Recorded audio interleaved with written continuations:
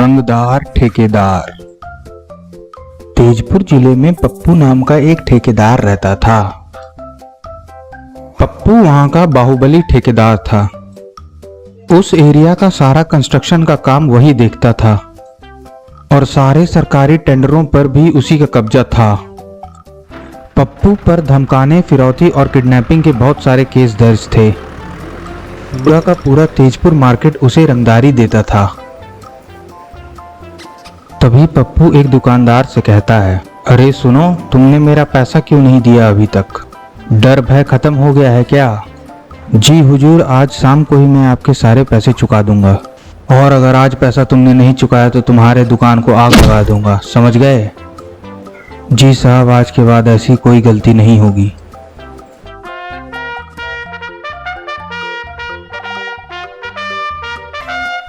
कुछ दिन बाद तेजपुर में नए एसपी साहब आ गए और उन्होंने रंगदारों के खिलाफ एक्शन लेने का हुक्म दिया। आज से किसी पुलिस वाले ने कोई गलती की तो उसे वहीं ही निकाल दिया जाएगा। अगले ही दिन पप्पू ठेकेदार मिठाई का डिब्बा लेकर एसपी साहब के ऑफिस पहुंच गया। पप्पू ठेकेदार का गुड मॉर्निंग लिया जाए सर। तुम यहाँ क्या करने आए हो पप्पू? साहब, आप आए और हमारी मुलाकात नहीं हुई, इसीलिए मिलने चला आया। देखो पप्पू, अब तुम्हारी रंगदारी यहाँ नहीं चलेगी। अब यहाँ सिर्फ और सिर्फ कानून का राज चलेगा। इसीलिए अच्छा यही रहेगा कि तुम भी समय रहते अच्छे रास्ते पे आ जाओ, वरना जेल की सलाखों के पीछे पहुंचा दिए जाओगे। साहब, हम तो आपको मिठाई देने आए थे, आप तो गुस्सा ही हो गए।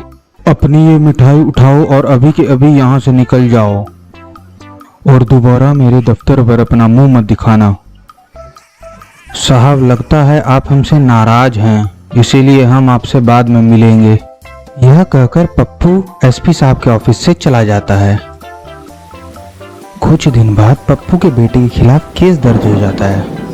उस शाम बारिश भी बहुत जबरदस्त हो रही थी, पर एसपी साहब हर एक ऑफिसर को उसे गिरफ्तार करने का ऑर्डर दे देते हैं। पुलिस पूरी फोर्स के साथ पप्पू के घर पर पहुंचती है। मुन्ना, अभी के अभी ये गेट खोल दो, साहब का ऑर्डर है। पप्पू भैया का ऑर्डर नहीं है ना? तभी एसपी साहब वहां बहुत ही गुस्से में पहुंचते हैं और गोली मारकर ताला तोड़ देते हैं। गेट खुलते ही पप्पू ठेकेदार वहां पर आ जाता है। अरे साहब, यहाँ आने का कष्ट क्यों किया? देखो पप्पू, अपने बेटे को शांति से हमारे हवाले कर दो, उसने बहुत बड़ा जुर्म किया है। पर साहब, वो तो यहाँ है ही नहीं, उसे तो मैं जहन्नुम से भी ढूंढ कर निकाल लाऊंगा।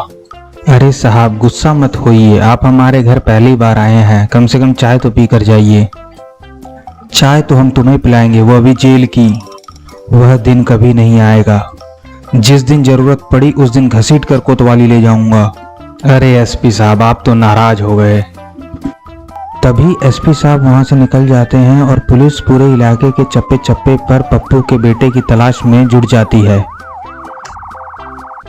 कुछ ही दिनों बाद एक मछुआरा पुलिस के पास आता है और उन्हें बताता है कि पप्पू ठेकेदार का बेटा नदी के बीचों बीच एक नाव पर छिपा हुआ है।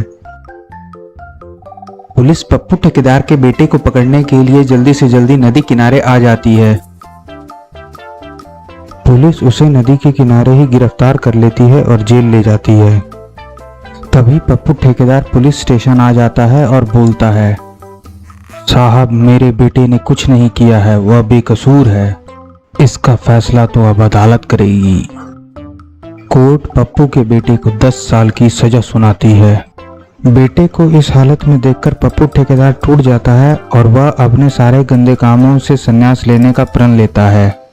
पप्पू ठेकेदार एक सन्यासी का जीवन जीने के लिए हिमालय में चला जाता है और 10 साल तक वहीं रहता है।